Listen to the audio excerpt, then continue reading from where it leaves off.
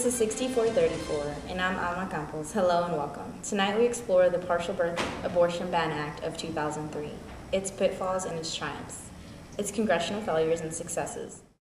The 2000 Supreme Court case Steinberg v. Carhart in Nebraska partial birth abortion ban based on the federal legislation was deemed unconstitutional because the language defining partial birth abortion was seen as too vague.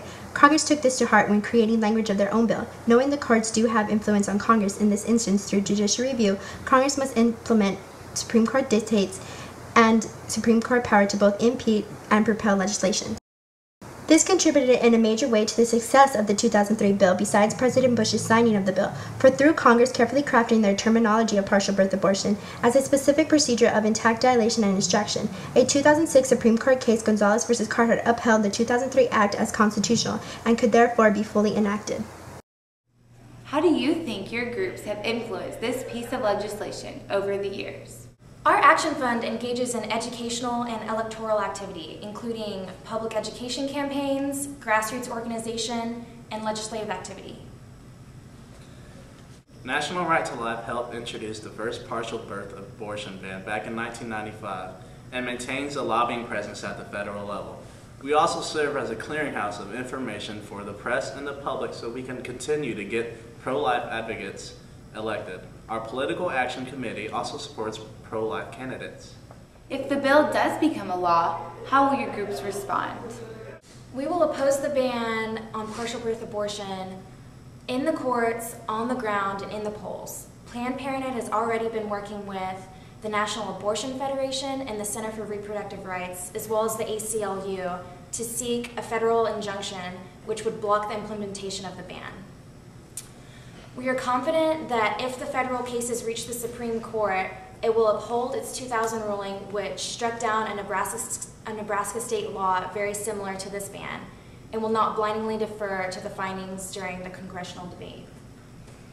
I have full faith that the legislation is constitutional and that the congressional findings, including the legislation, are accurate.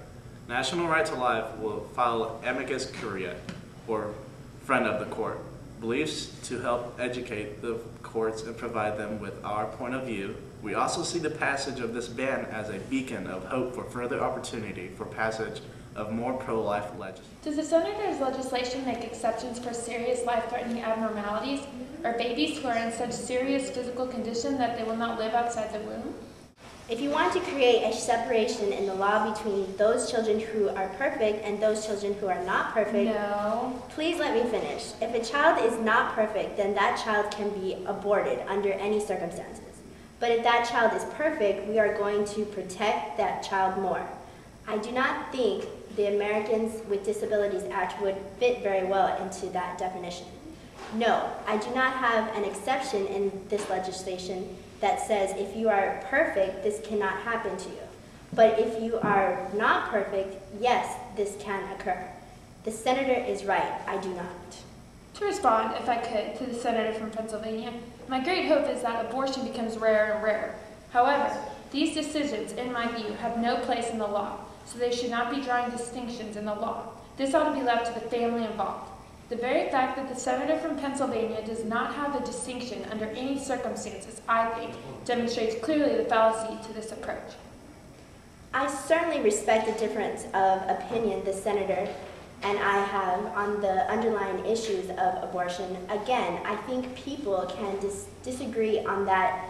I frankly do not agree there should be a difference between children who are normal in society's eyes. If the senator will yield for one final point, I want the record to be very clear that I value every single life and every single person.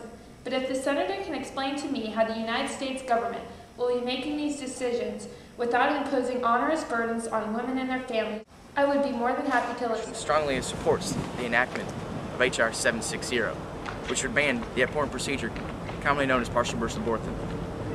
This bill narrowly tailored and exempts those procedures necessary to save the life of the mother. Partial birth abortion is a procedure not accepted by the medical community.